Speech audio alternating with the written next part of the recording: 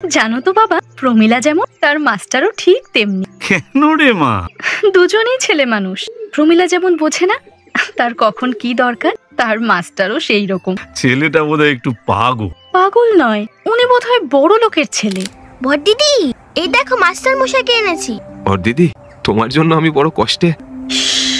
কি লজ্জা। প্রমীলা, মাস্টার মশাইকে বাইরে যেতে বল। বড় দিদি, মাস্টার বাবু চলে গেছেন। চলে গেছেন?